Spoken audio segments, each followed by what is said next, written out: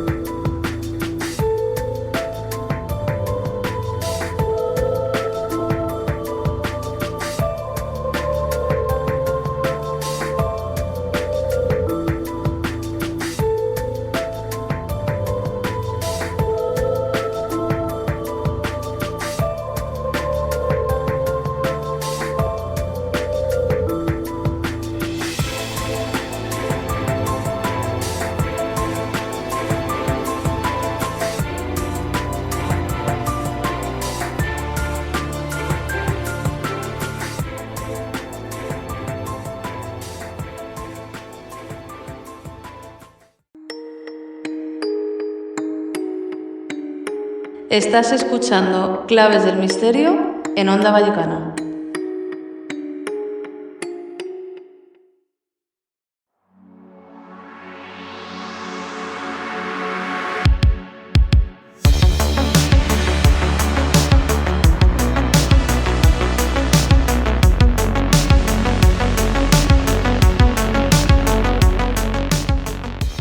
Hay una zona en el desierto de Nevada que hasta hace algunos años el gobierno estadounidense negaba su existencia, pese a que eran muchas las personas que habían llegado hasta la entrada. Hoy, servidora Elisa Carbonell y mi compañero Abel Rangel, y desde los estudios de Onda Vallecana, os traemos Área 51. Un lugar, un espacio, un sitio, un búnker, un laboratorio, un área situada en un lugar extremo, difícil, escondido, poco amigable, pero perfecta para los misterios. En este capítulo desentrañaremos el porqué del Área 51, por qué está situada donde está, las razones de su hermetismo, su relación con la muerte, desde las pruebas nucleares, la guerra, hasta las amenazas letales por ser una persona curiosa. Y es que el hecho de que haya tanto secretismo y ocultismo en torno a un lugar hace con que sintamos aún más atracción hacia él.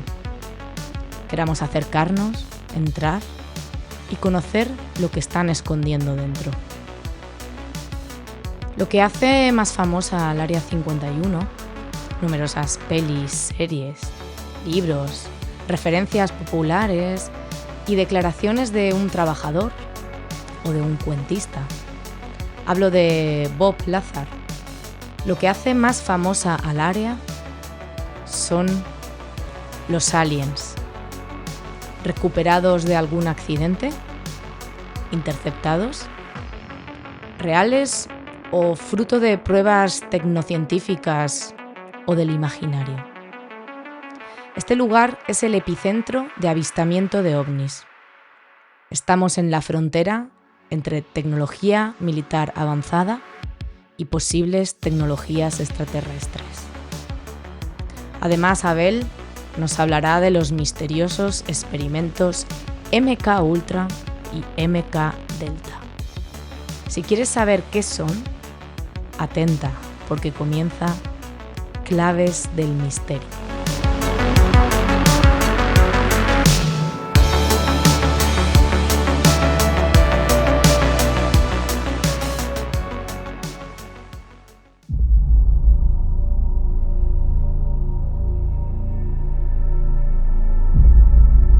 En el vasto e implacable desierto de Nevada, donde solamente el sol ya quema el horizonte y donde la tierra se extiende como un lienzo prácticamente infinito de polvo y roca, existe un lugar. Existe un lugar envuelto en misterio y para muchos también envuelto en leyenda. Un enclave donde el silencio es tan absoluto que parece retener ecos del espacio y del tiempo. Un espacio, ciertamente amigos, donde la línea entre la realidad y la conspiración se difumina con cada paso que damos. Este lugar, y es el lugar que os traemos hoy a Claves del Misterio, es un lugar muy especial. Es el archiconocido como Área 51. Este es un territorio cuyo nombre ha recorrido el mundo entero y ha sido por todos conocido, y que además, paradójicamente, hasta hace apenas una década, ni siquiera era reconocido oficialmente por el gobierno de los Estados Unidos. Pero para comprender la importancia de este enclave, no basta solamente con saber dónde está. Es necesario también, y lo vamos a hacer, adentrarse en el entorno que lo rodea y también en el significado geopolítico que encierra y en la historia también que lo vio nacer.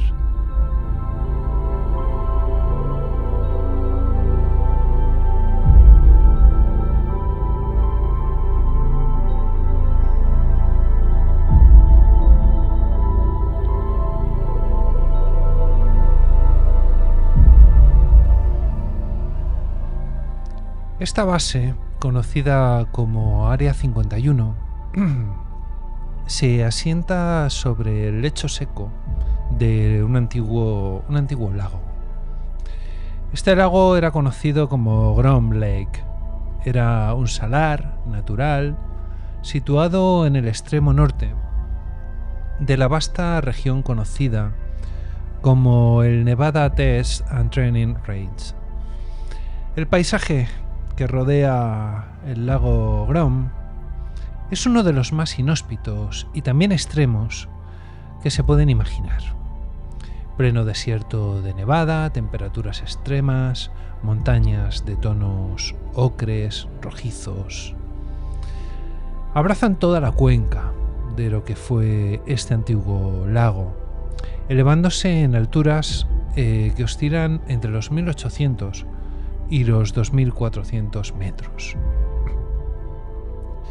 Mientras que el valle del desierto se extiende como una planicie árida que bajo la luz del sol refleja una claridad ciertamente cegadora.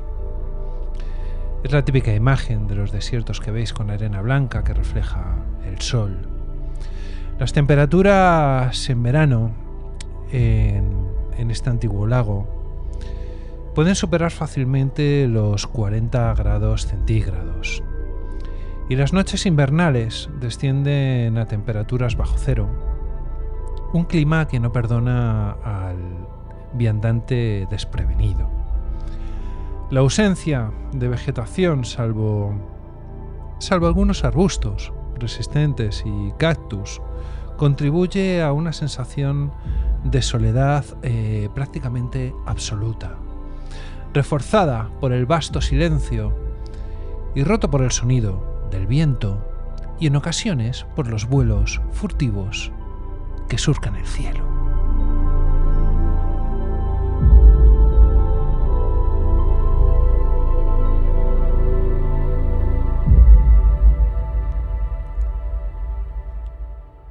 Los caminos que llevan hasta los límites del Área 51 son casi todos, en su mayoría, carreteras de tierra que serpentean a través del desierto. Para un viajero común son caminos solitarios y traicioneros, un mal sitio simplemente para quedarte tirado con el coche. Para los curiosos o para los investigadores que intentaron alguna vez acercarse, representan una frontera de vigilancia constante. Y es que a lo largo de estos accesos y en los perímetros que se encuentran, los famosos camo dudes, son guardias vestidos con uniformes de camuflaje, cuyo rostro y nombres son desconocidos para el público, y su misión es una y es clara, que no se andan con rodeos. La misión es proteger la base a cualquier costo. En todo el perímetro de la base existen letreros amenazantes que advierten que cualquier intrusión será enfrentada con fuerza letal.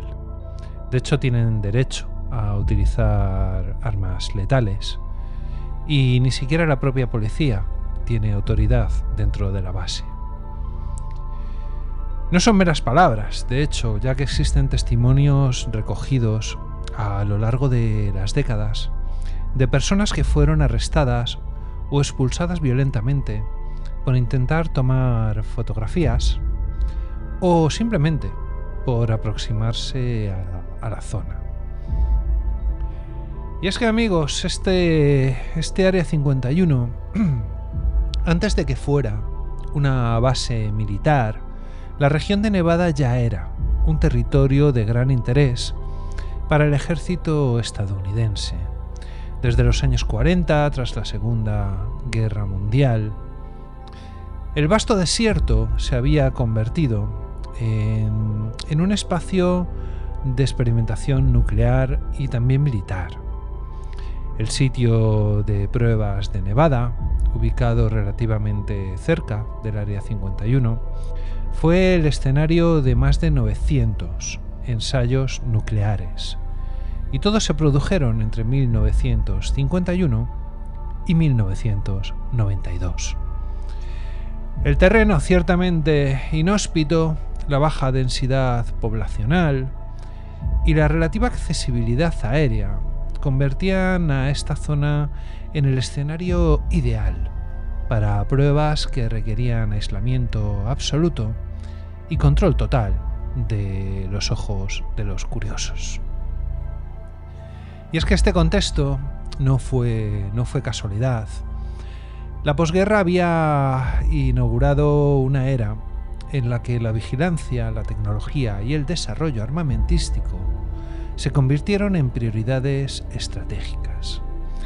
Estados Unidos y la Unión Soviética se enfrentaban en una guerra fría silenciosa, pero también implacable, donde la superioridad tecnológica se percibía como la clave para la pura supervivencia mutua.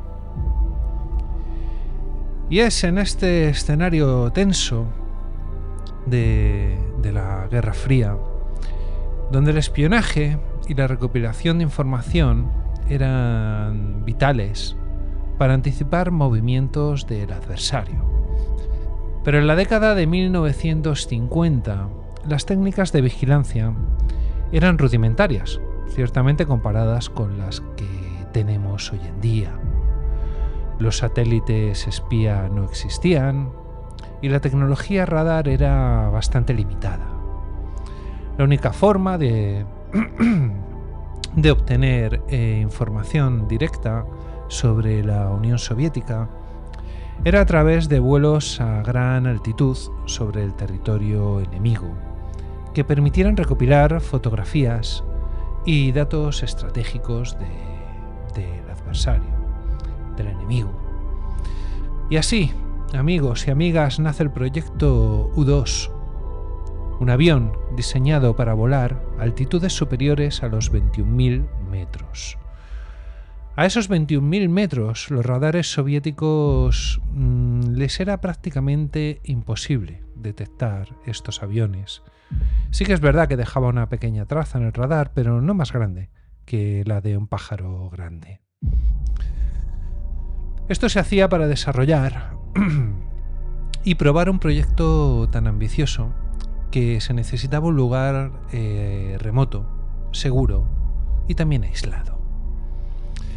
Y fue en 1955 cuando el gobierno estadounidense seleccionó Groom Lake, el lago que os traemos hoy, para este propósito. Su posición geográfica en el corazón del desierto de Nevada, a más de 160 kilómetros al norte de Las Vegas, era desde el punto de vista militar perfecta. Era inaccesible, vigilada y lo suficientemente grande como para poder construir pistas de aterrizaje capaces de soportar aeronaves avanzadas. Hablamos de pistas de aterrizaje ciertamente grandes, largas, pistas de pruebas en las que poder tener mucho margen de seguridad para que los aviones en pruebas aterrizasen y despegasen de forma segura. Y es que aquel territorio comenzó a transformarse rápidamente. Sobre el lecho seco del Groom Lake se construyeron pistas de aterrizaje de más de 3 kilómetros, unos hangares gigantescos y también complejos subterráneos que nunca habían sido revelados oficialmente. La base se mantuvo en total secreto, tanto que su nombre ni siquiera aparecía en ningún documento público, y no fue hasta muchos años después cuando apareció el nombre. La estructura de este Área 51 estaba diseñada para proteger la máxima confidencialidad. El personal asignado trabajaba en régimen de alto secreto, bajo contratos especiales y con acceso estrictamente limitado a la información que fuera meramente necesaria para sus tareas concretas. Y es que entre las primeras aeronaves avanzadas que fueron desarrolladas allí y también probadas, estuvieron la precursora, fue el avión U-2, y más adelante el SR-71 Blackbird, un avión que todavía hoy es considerado la aeronave tripulada más rápida, capaz de alcanzar velocidades superiores a Mach 3 y altitudes superiores a los 25.000 metros. Pero pese a la evidencia de que el Área 51 fue un centro de desarrollo tecnológico militar, desde sus inicios comenzaron a surgir rumores sobre actividades y proyectos que escapaban ciertamente a la comprensión pública y también en muchos casos, por qué no decirlo, a la física conocida.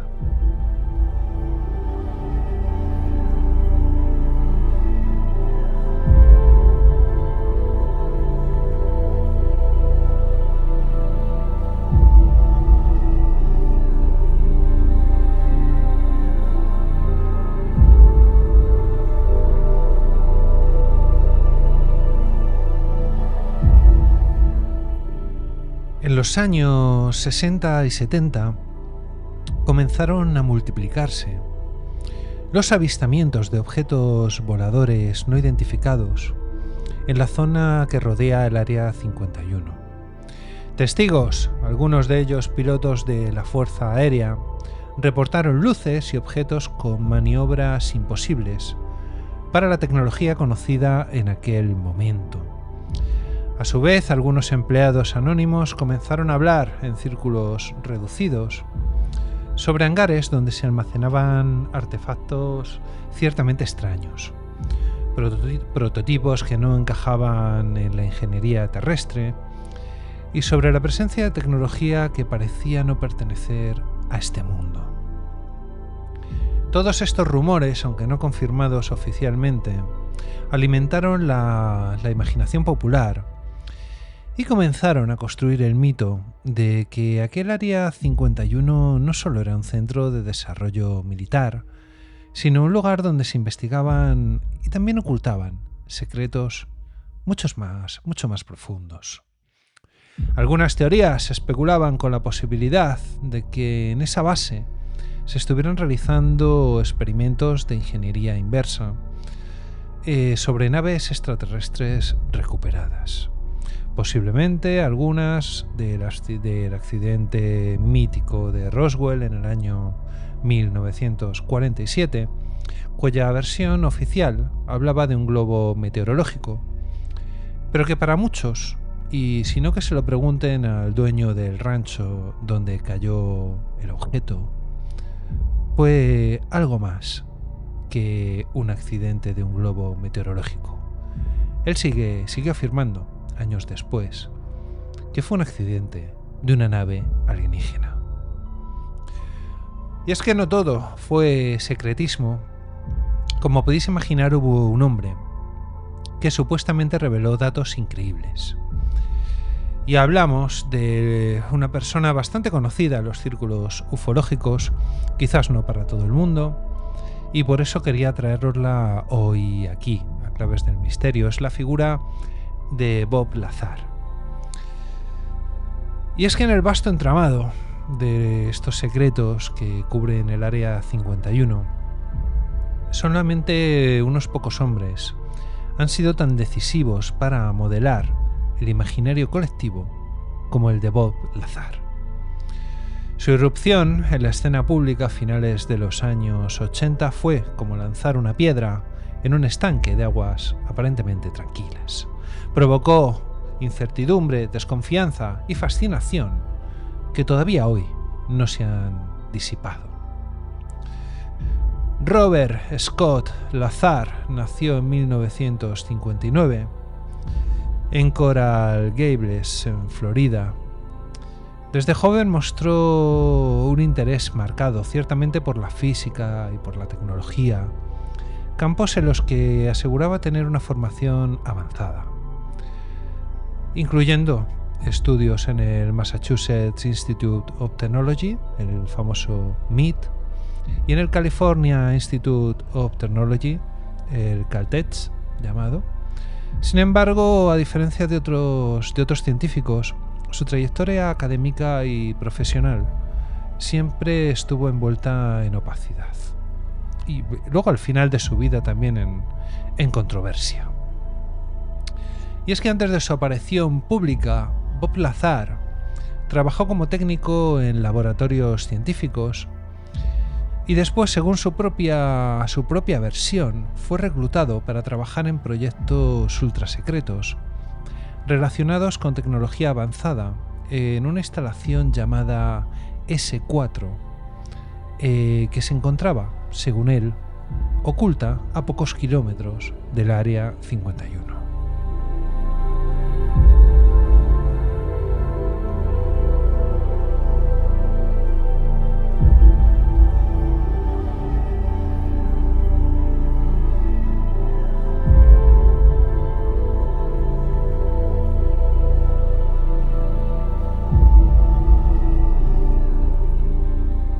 Y es que en 1989, un joven periodista de la cadena Class TV en Las Vegas llamado George Knapp recibió una llamada anónima de un hombre que se identificaba como Dennis. En esta entrevista televisiva, que fue grabada con el rostro oculto y la voz distorsionada, Denis relató una experiencia que cambiaría para siempre la percepción que tenía el público sobre el Área 51. Él había trabajado en una instalación donde el gobierno almacenaba y estudiaba naves extraterrestres. Eso era lo que afirmaba, por lo menos, esta persona, Denis. Poco después, Denis reveló su verdadera identidad, así que, como podéis imaginar, era un nombre falso. Su verdadero nombre era Bob Lazar. Y es que con valentía decidió dar la cara pese a las amenazas de represalias. El núcleo del testimonio de Lazar giraba en torno a la base S4, una instalación secreta que, según él, estaba camuflada en las laderas de las montañas Paposh, al sur del Área 51. Describió hangares enterrados bajo colinas artificiales, diseñados para mimetizarse con el paisaje y evitar ser detectados por satélites o aviones espías. En esos hangares, Lazar aseguraba que se almacenaban varias naves espaciales recuperadas de origen extraterrestre. No eran modelos teóricos ni prototipos experimentales. Según él, eran máquinas reales, desafiantes en su diseño y en su funcionamiento, que el gobierno estudiaba para entender su tecnología y, en algunos casos, intentar replicarla. Una de las afirmaciones más revolucionarias y polémicas de Lazar fue la existencia del elemento 115. Este era un elemento químico desconocido para la ciencia hasta entonces, que, según nos contaba Lazar, actuaba como combustible para estas naves. Según Lazar, el elemento 115 no solamente era capaz de generar una enorme cantidad de energía, sino que también podía manipular la gravedad de formas que la física convencional ni siquiera contemplaba en aquel momento. Él explicó que este elemento permitía crear un campo gravitacional artificial que doblaba el espacio-tiempo alrededor de la nave, permitiéndole desplazarse de un punto a otro sin atravesar realmente el espacio entre ellos.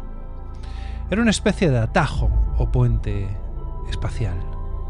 Esta idea, que hoy puede parecer salida de la ciencia ficción, ha sido tema de investigaciones en física teórica, aunque sin pruebas concluyentes.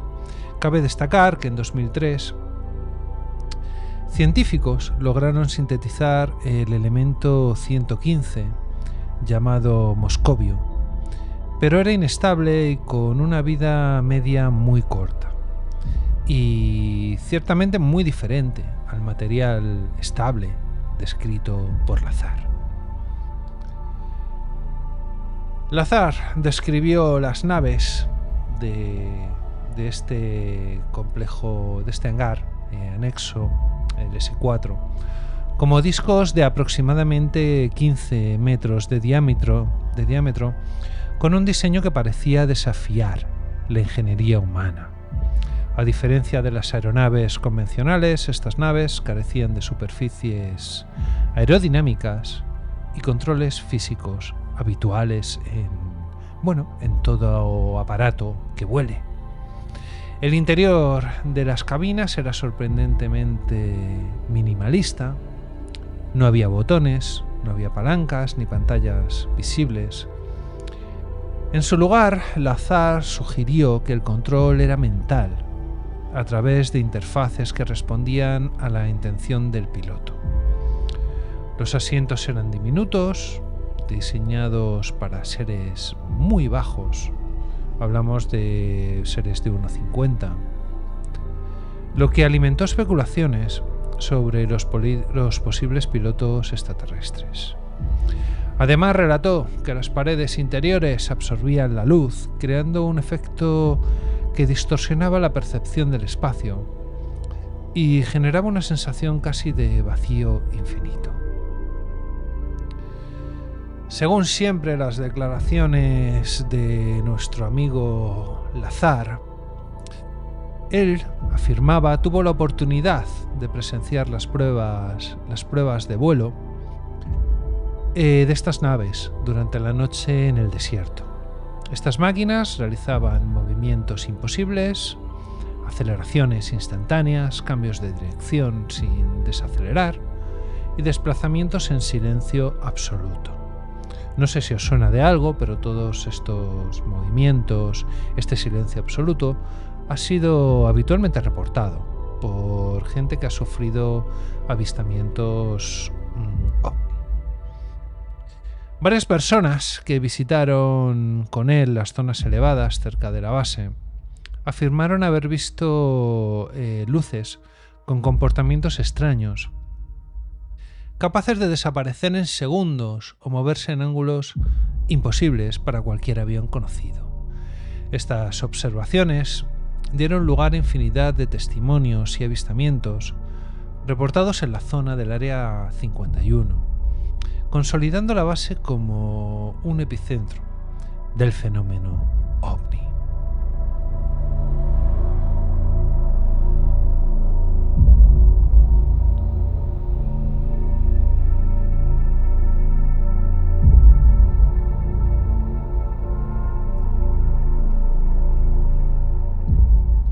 Tras salir a la luz pública toda esta información, Lazar fue sometido a un minucioso escrutinio, y es que investigadores y periodistas trataron de verificar su formación y empleo, encontrando que no existían registros oficiales que confirmaran su paso por el MIT o el Caltech, sitios donde él afirmaba haber estudiado, ni tampoco documentos que acreditaran su vínculo con el gobierno o con el Área 51.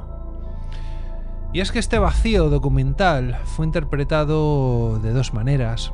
La primera, bueno, para algunos, era la prueba de una campaña coordinada para borrarlo y desacreditarlo, ya que trabajar en programas ultrasecretos implicaría un borrado oficial.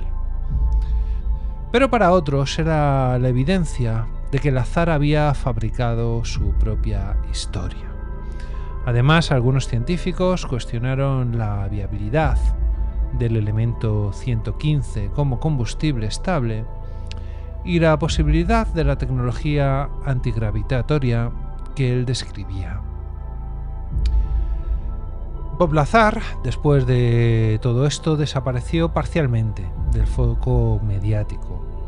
Se trasladó al estado de Michigan, a la ciudad de Michigan, donde abrió una tienda de suministros científicos, de material científico, manteniendo un perfil bajo. Aunque de vez en cuando concedía algunas entrevistas en las que reafirmaba su versión. Su relato nunca cambió ni fue retractado, pese a las presiones y a las críticas. Y es que independientemente de la veracidad de sus declaraciones, Lazar se convirtió en una figura icónica, abriendo el debate sobre los secretos del Área 51 y la posible existencia de tecnologías alienígenas. Su historia ha sido tema de documentales, de libros y de conferencias, y sigue siendo fuente de inspiración y controversia también, por qué no decirlo, en la comunidad ufológica. Tras la oleada provocada por Bob Lazar, el Área 51 se consolidó como el epicentro de las investigaciones más secretas del planeta.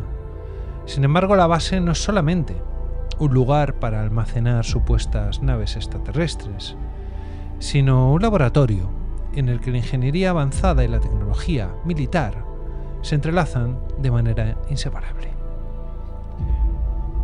En el contexto histórico es importante recordar que el Área 51 fue un lugar de nacimiento de algunas de las aeronaves más avanzadas y también más revolucionarias de la era moderna. Proyectos como el Lockheed Martin U-2, el SR-71 Blackbird, el F-117 Nighthawk o el F-22 Raptor tuvieron sus primeras pruebas allí. Estas aeronaves representaron saltos tecnológicos importantes en velocidad, sigilo, maniobrabilidad. El U-2 permitió por primera vez la vigilancia a gran altitud, mientras que el SR-71 fue un sueño hecho realidad en cuanto a la aviación hipersónica, alcanzando unas velocidades descomunales. Luego tenemos el desarrollo del F-117, que fue el primer avión furtivo operativo.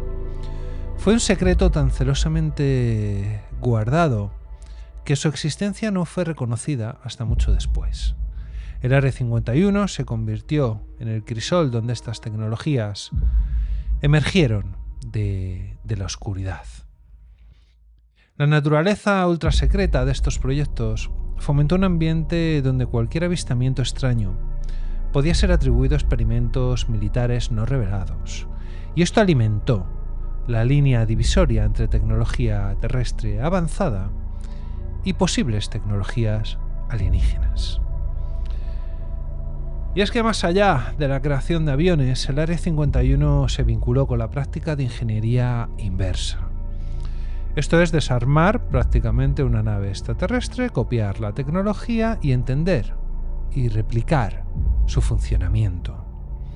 Esta práctica, de ser cierta, abriría un abismo de posibilidades científicas, desde la propulsión antigravitatoria hasta nuevas formas de energía, pero también plantea grandes interrogantes éticos y estratégicos. La narrativa popular sostiene que la ingeniería inversa en Groom Lake ha permitido avances tecnológicos que están años luz o incluso décadas por delante de lo que el público conoce.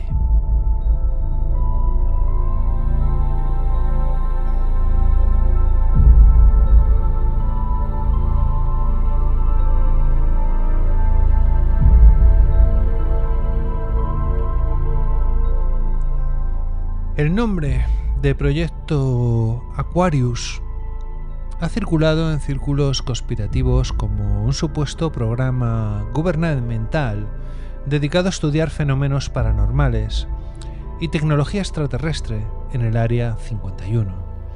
Este proyecto estaría vinculado a experimentos con tecnología alienígena y la manipulación de la energía y la materia a niveles nunca comprendidos, o hasta ahora no comprendidos, por la ciencia tradicional. Aunque no hay documentos oficiales que confirmen la existencia de este proyecto Aquarius, testimonios y filtraciones sugieren que se trataría de uno de los programas más secretos y oscuros de este Área 51. También otras teorías conspirativas han alcanzado una dimensión casi mítica. Desde los relatos que aseguran que en la base se mantienen vivos a seres extraterrestres capturados, hasta historias que hablan de acuerdos secretos entre gobiernos y civilizaciones alienígenas. Una de las más persistentes es una especie de leyenda que afirmaba que existía en una zona subterránea en el Área 51 que la conectaba con instalaciones de todo el mundo, por supuesto network de bases donde se intercambian conocimientos y energía. Además circulan también historias sobre avistamientos de vehículos de origen desconocido, luces que aparecen y desaparecen, fenómenos electromagnéticos también en el lago, el antiguo lago. Y es que la idea de que el gobierno posea tecnología capaz de viajar en el tiempo o en dimensiones paralelas es otro de los relatos más recurrentes entre la gente que estudia los círculos conspirativos en Groom Lake.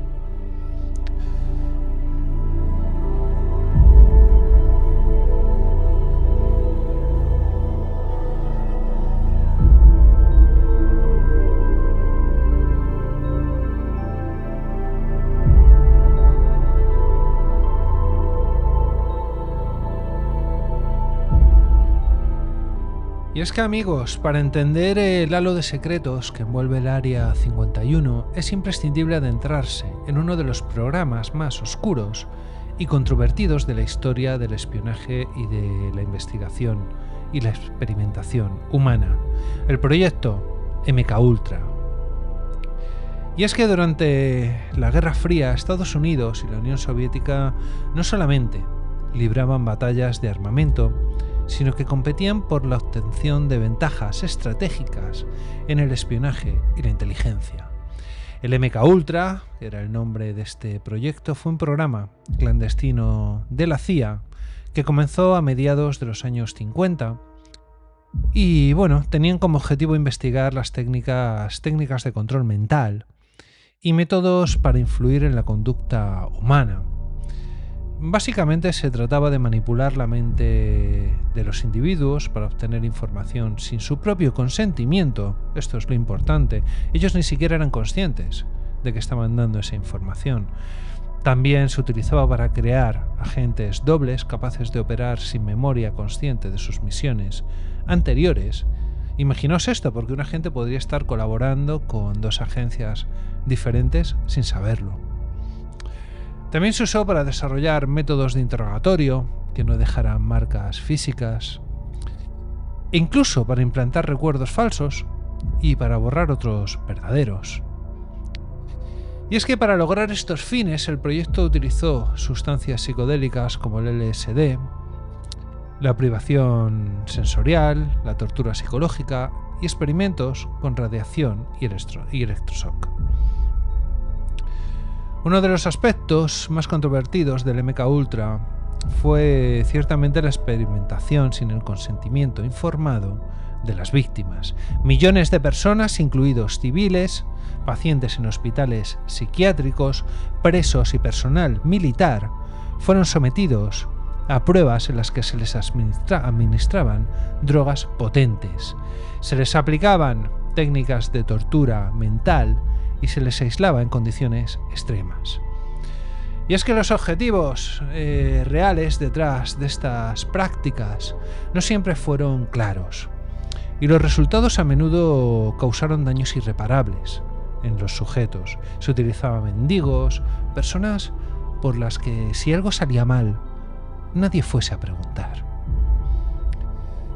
Aunque oficialmente no existen documentos que vinculen directamente el proyecto MKUltra con el Área 51, numerosas personas sugieren que muchos de los experimentos y de pruebas más radicales pudieron haberse desarrollado en instalaciones militares como la base de Groom Lake.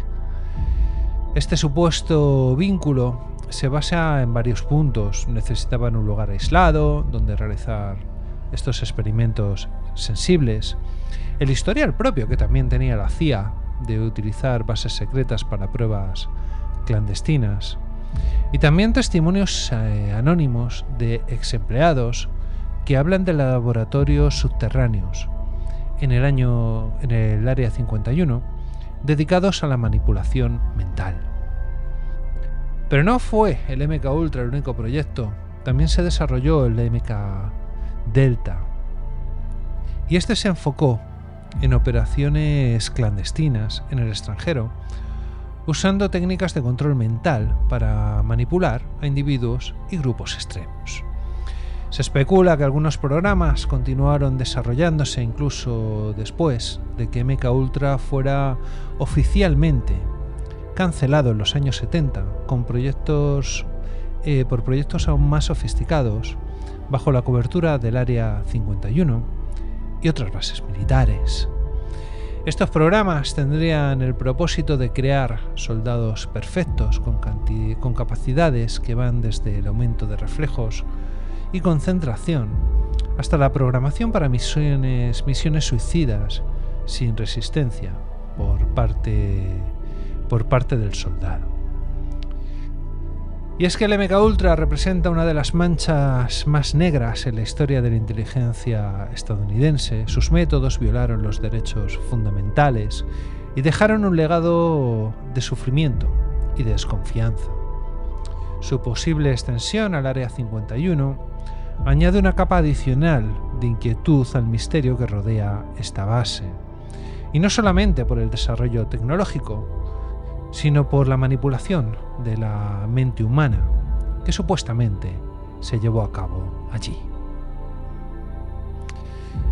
En el año 2013, la CIA reconoció oficialmente la existencia del Área 51 a través de la publicación de documentos desclasificados.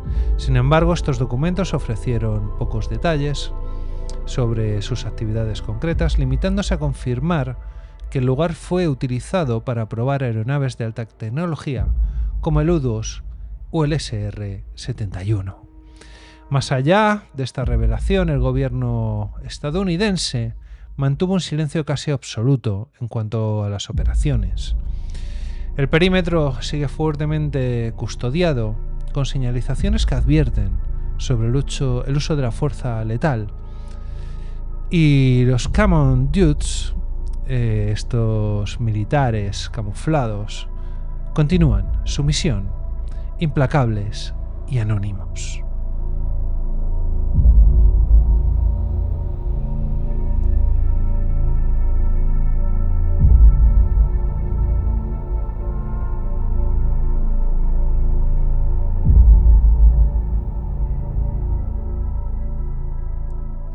Después de recorrer la historia, las declaraciones de Lazar, los proyectos, estos son solamente algunos de los que se desarrollaron allí, y estos son solamente de los que tenemos algún tipo de indicio.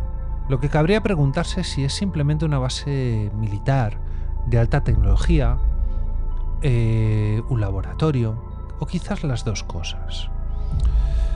Lo cierto es que el Área 51 sigue siendo un enigma, un espacio donde la frontera entre la ciencia y la política y la imaginación se diluye, y donde el misterio, amigos y amigas, se alimenta tanto del silencio oficial como la curiosidad humana.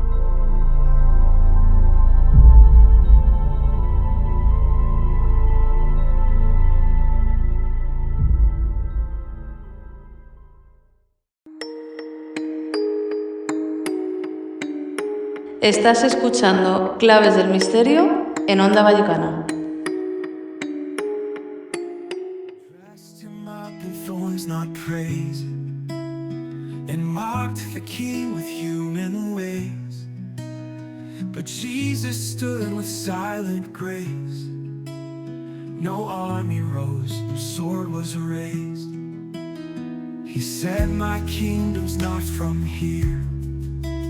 No throne of earth, no rule of fear. He came to show a greater reign, where mercy lives and truth remains. Not of this world, not built on lies. No power plays, no earthly prize. The kingdom Christ has come to bring is not controlled by priest or king. No flag or party can contain the risen Lord who broke the chains. We follow him, not worldly fame. His kingdom bears the Father's name. They twist his words to gain control. Y hasta aquí hemos llegado con este paseo por el Área 51. Y lo que hace pensar que todo esto es solamente la punta del iceberg y en cuántas áreas 51 habrá de las que no tenemos ni la menor idea de lo que se está haciendo allí. Lo iremos viendo, amigos, como siempre, y os lo contaremos en Claves del Misterio. Nosotros nos vamos hasta la semana que viene. Ya sabéis que tenéis la dirección de correo electrónico del programa, es infoclavesdelmisterio@gmail.com. Ahí nos podéis contactar, contarnos vuestras experiencias, cualquier duda, sugerencia o comentario. También estamos en la red social X como @clavesmisterio y por supuesto en la plataforma iVoox. También estamos en Spotify, en Amazon Music y en Apple Podcasts. Ahí nos podéis buscar como Claves del Misterio y también podéis escuchar ahí todos los episodios antiguos. Aquí se despide vuestro amigo y compañero Abel Rangel. Hasta el jueves que viene. Y recordad, como os digo siempre, sed muy felices.